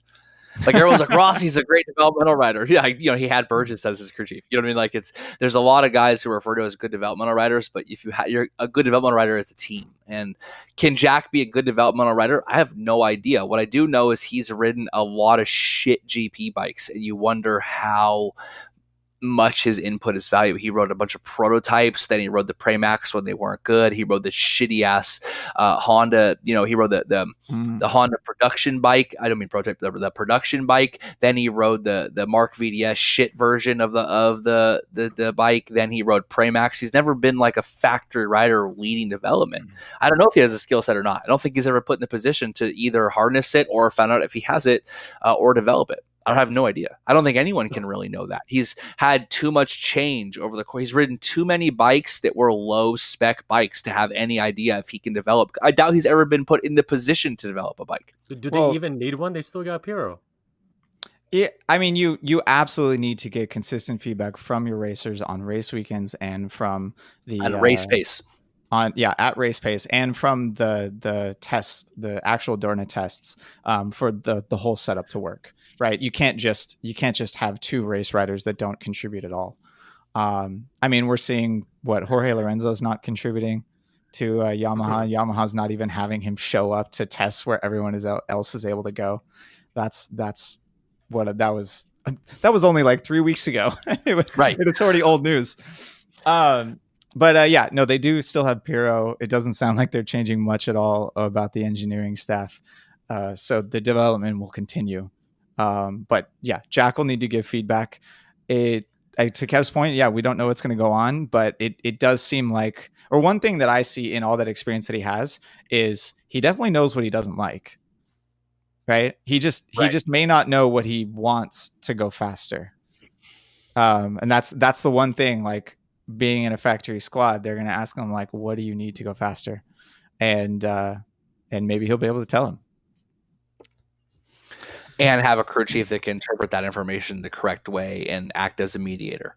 Yeah. You know, I mean, like Danny Pedrosa and KTM, right? It's not just Danny Pedrosa. It's Danny Pedrosa and Mike Leitner. Right. Exactly. It's working as a tandem. Yeah. Who they both already have so much experience together. Those two together can build a bike that was so much better than the first KTM that they both rode. Or sorry, and to my point, like, yeah, but Danny Pedrosa always was the tip of the iceberg, right? He always rode the best Honda. He was always connected to the developmental process. Fuck that. People thought that an entire rule set was based around him. You know what I mean? Like, Danny, of course, he's a great developmental rider. Of course, he was an absolute steal for KTM because he was involved at developing bikes his entire career. That's all he did, was continually be a source of development. You know what I mean? Like, and focus, and someone who was respected enough, and they thought he could win a championship. They listened to him. There's a lot of guys who say shit that you can clearly tell they're not listening. I mean, I don't think they're even listening to Valentino right now. They're just like, whatever, man, you're hell old. They specifically, Valentino called them out. Valentino called out Yamaha, said, I need a bike that I can actually set up the way that I need to. So they eventually gave him one bike their way and one bike his way. And he ended up picking the his way bike and doing better. And his results, aside from these crashes, were doing better. We don't need to get back from how shitty he's doing pretty good. Yes, I knew you were going to say that. Kyle Wyman just said Dovi knows damn near all his settings. Different riders approach in different ways. Some riders want to know the changes and some can't comprehend them. Yep. There's some insight for you from the chat. That's a good question. Is that it? You know, Dovi was with Ducati from the beginning, like when they had to resurrect that system, right? Like the Gigi came on, he was at Ducati. Like Valentino had just basically proven it was a total turd, and they threw everything in the kitchen sink at trying to remember how many different frames he rode in the last 800cc year. Dovi came on and helped develop the bike every sense of the way. So he knows every little development change. There's no question they took on the cerebral guy who may not be the fastest guy in the world, but who was probably one of the smartest guys in the paddock, and invested in, multiple years in him. The question with Jack and developing that bike, Jack and Pecco, is does the teams view him that way? Because Valentino was viewed as a great developmental rider, but you can only be a great developmental rider if they also listen to you. And if they also produce the parts that make the bike go faster. Correct. Right. Which is both of a stigma a little bit on Ducati. Right. That's a very good point. Right. A lot of feedback. If they can't see it on the data, they don't believe you. And not even just that, right? We heard stories from Casey Stoner where there are hints of stories from Dovizioso. Dovizioso wanted to talk about it, but he was just, gracious enough not to. Too much of a gentleman. Yeah, that's why it's only hints, right? Exactly. It's just Ducati has this stigma of not taking feedback from the riders and doing what the rider is requesting, or fixing the problems that the rider is saying. I mean, and Ducati, that's the interesting thing, right? Ducati has the stigma, and Ducati still has a problem with mid-corner turning. Right. Yeah, I don't know. I mean, I do think that... Speaking of Abraham Orlo's, I love you, Kyle Wyman, can't wait for the next Undeterred. That was our line. He did type underrated, but I think he meant undeterred. Yeah, exactly. Yeah, Casey Stoner does say the Ducati is stubborn. Yeah, I do think that the new Michelin rear tires are helping Jack and Zarco and anyone else that can get a handle on them actually with mid-corner turning. So it's kind of interesting that it seems like this solution was handed to them and Dovi can't figure it out. It's like, you were asking for more turning. Here's something that'll help. And then he goes slower. It's like, damn. But it's what is it? It's too much grip from the rear end, so he can't get the bike sideways early in the braking, and he can't actually pivot the bike into the corner. A weird position to be in. It sounds like old news. Isn't that how Stoner made the Ducati turn? No one knows how Stoner made the Ducati turn. Yeah, everyone has an idea of how Stoner made the Ducati turn, and Stoner wouldn't even tell us. He would low side it so he could pivot on his knee and elbow and then turn and then finish the corner. That's how he did it. Right. Ryan Ringstad said, to give an example from the past weekend, Mir was complaining about understeer and high rear wear, but instead of changing settings, Mir told the crew chief to leave it and balance would come as the tire wore. I mean, if there's something that we know about the Suzuki, it's that they're definitely balanced on the worn tires. Mm-hmm. And that they have issues when the tires aren't worn. Mm-hmm. It's what a weird thing to have too much grip. You know what I mean? Like, what? I have no idea what that means. We need Kyle Wyman on an actual episode to tell us what too much grip feels like. All right, guys. I think we're gonna end this one before we make it to 2 hours, unlike the last episode. Any quick questions in the chat here before we bounce? Hit us with the cues, people. You've got like 20 seconds because I really have nothing else to talk about. Random questions. Hit us with it. Valentino Rossi needs to stop crashing. He's Also, not out of the title I don't yet. know how to. I don't. Carburized is my boy. Thanks for the help with the kitty. Yeah, there we go. So, yeah, they're a few seconds behind us. So we didn't talk about how bad we feel for Cal Crutch though. I mean, why should we? Okay, that was it. No, what did I miss? What did I miss? That's it. No, I felt bad before. I posted about it, and I think we talked about it last time about like his body failing him. And we just don't like seeing somebody deteriorate right in front of our eyes. Well, it goes to the joke that he got his best finish. Like it kind of goes. It kind of but I mean, his best finish of the season. I mean, Tito getting 16th is his best finish of the season. That's in context. That doesn't necessarily mean anything. They want us to talk about. They want to know when the next podcast is, and if we're going to talk about World Superbike. We probably should do a World Superbike episode. We need to do a Moto America Superbike episode as well. So I don't know. We got a week off here, and then we have France. So maybe we record the middle of October and do Superbike and maybe France or just Superbike and Moto America. Before the Aragon doubleheader. Yeah, exactly. Okay. One of the problems about scheduling podcasts, just so you guys know, like the reason we didn't schedule last week and why it's Wednesday and we're recording versus Monday is like obviously the world is weird, but where I live is turned into like fire hell. So we were supposed to record on Monday and then we didn't because the smoke was so bad because like one town over. I do appreciate all the people messaging me, asking me about like, are you safe and all that. But this year has made it difficult for us to deal with like reliable recording. Like we've obviously recorded the races and we're doing it, but like actually saying specifically when and keeping that schedule until like the day of is hard because it's just fucking flipped so many times.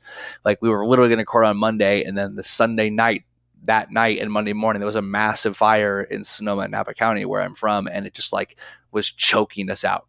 Well, yeah, you didn't know there was a massive fire because it happened while you were sleeping and you had your windows open because it's summer and it's hot. Yes, exactly. Bad news bears. I mean, what am I watching on TV? I'm not watching any TV right now. I'm reading a lot. Trying to television and social media and all that has been pretty overtly negative, and trying to keep my social media and television to like racing and BrotoGP. Otherwise, reading a lot. Maybe Rob and Dennis. Raised by Wolves on HBO Max. Oh yeah, best thing on television right now. Yeah, I'm gonna start Cobra Kai just because I keep hearing about it. Do it.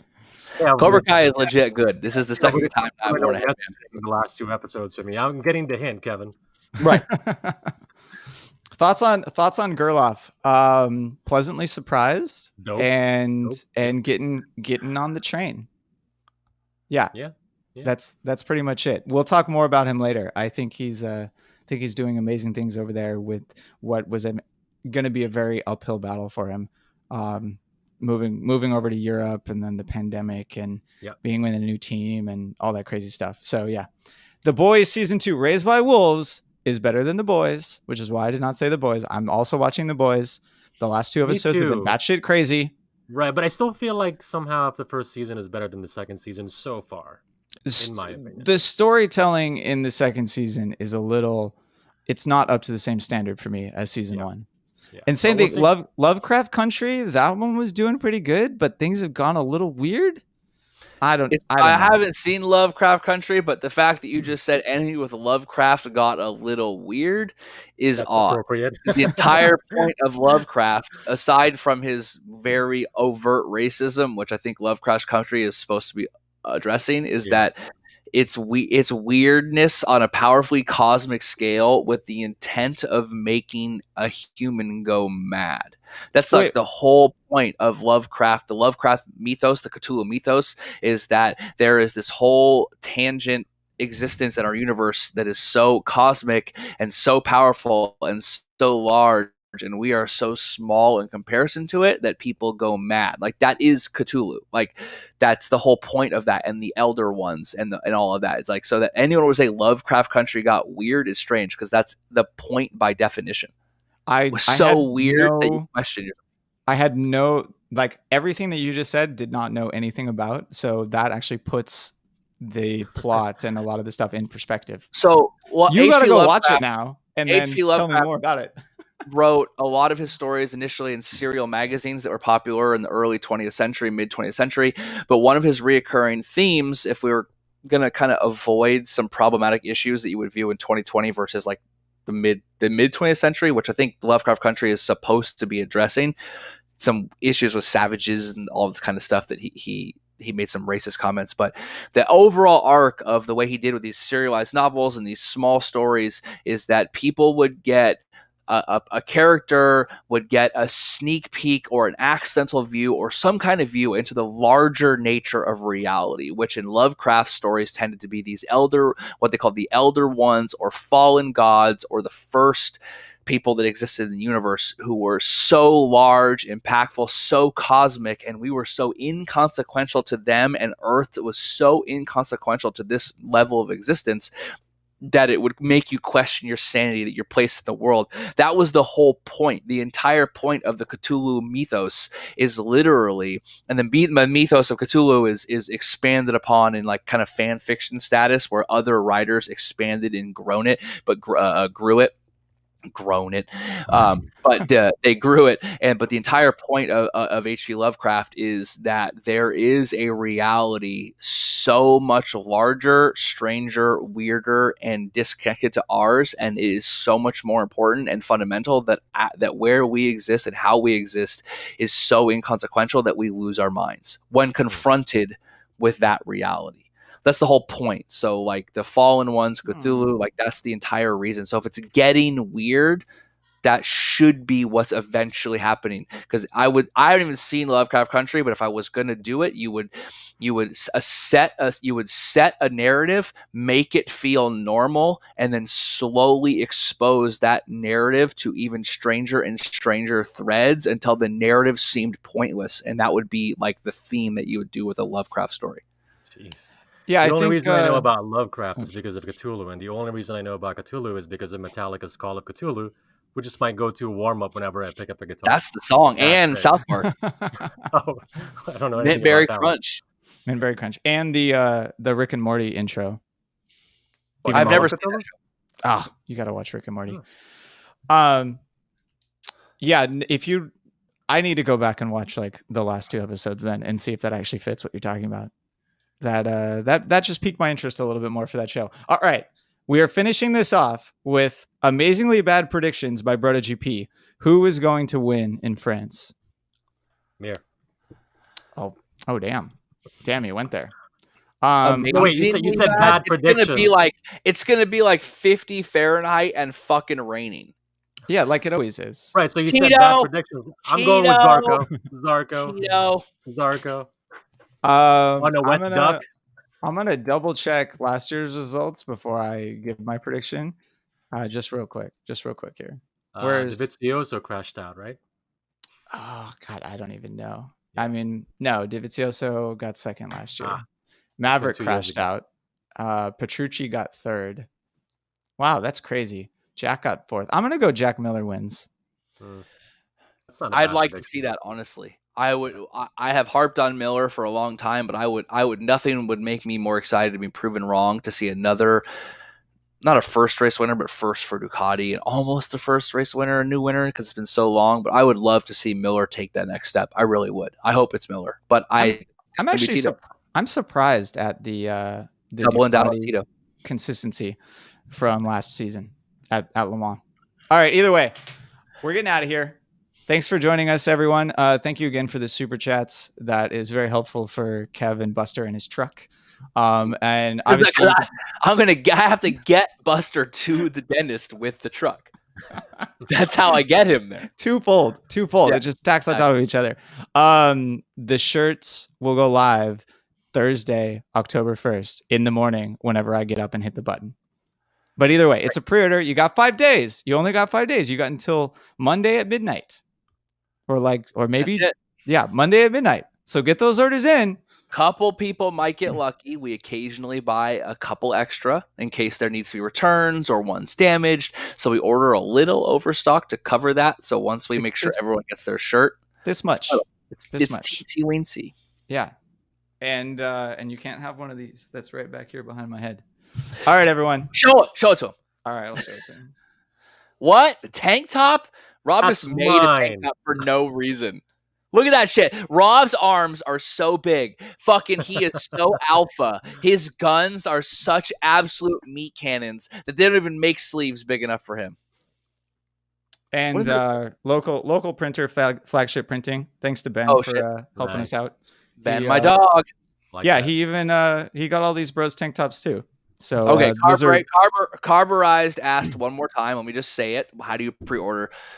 We've done the prayers before. If you go to BrotoGP.com, there'll be a Shopify account. You can click. You can see all the other shirts that are now sold out. When you click to buy it, all the information will be on there. It'll say when the pre-order ends. You don't actually get charged till the shirt ships. All that fun stuff. No, I'm pretty sure you get charged. No, I'm pretty sure you get charged right away. That was the first pre-order we did. Okay, sorry. My mistake. Erase that. Yeah. But the pre-order goes that way. So it's all taken care of via the Shopify account. So Shopify is obviously a major company that, is pretty guaranteed. So you're all good to go. It's WooCommerce. Close enough. Okay. Keep changing everything. God damn. Whatever. Yeah. You order, you pay now. All your information is in there. I go out, I tabulate, or I get all the totals. I get it to the printer. He prints it. It's going to take him at most 2 weeks to print all the shirts. Once I get them, I bag them all up, label them, and they go out. And it'll probably, if it all goes like last time we did a pre-order, it'll probably take me 3 to 5 days to ship everything, because there'll be a lot of shirts, and I'm only one man. Mm-hmm. But I'm only one man. Luca did it all last time, just so you guys know. She bagged like everything. Yeah. And then they'll go out and they'll get shipped. It's all first class mail. We don't charge you like $12 to ship a shirt. If you're in the if you're in the US, if you're in the US, it's like $350 to $425 to ship a shirt. What he's saying is we don't tack on profit onto shipping, which is a trick a lot who on Amazon Marketplace and eBay and all do, right? You sell something cheap and then you charge a lot for shipping. Our shipping calculator is just the US Postal Service calculator. And the shirt printer says we're way undercharging for these shirts, just because we want to get you guys cool shirts. Dogs, so, hell yeah. Am I an A rider in D36? Definitely not. No, I haven't been on dirt nor in D36 competition in forever. I rode like 4 events. I rode events in flat track when I was a kid, and then I rode 4 events in hare scrambles when I was like 19, and yeah, I just wanted to finish. Yeah, that happened. It was fun. It was good getting dirty. All right, everyone. Yeah. Thanks for listening. Thanks for hanging out with us. It's good getting dirty. Title of Rob sex tape. Hell yeah. All right, everyone. Peace out. We'll catch